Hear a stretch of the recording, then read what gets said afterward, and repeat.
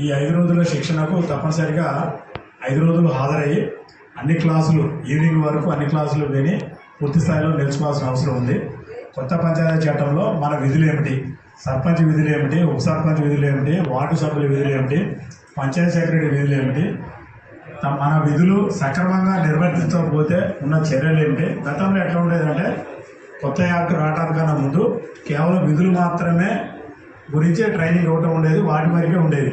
ఇప్పుడు ఏంటంటే విధులు సక్రమంగా నిర్వర్తించకపోతే తీసుకునే చర్యలు ఏమున్నాయి అనేది కూడా యాక్ట్లో మనకి క్లియర్గా ఇవ్వడం జరిగింది.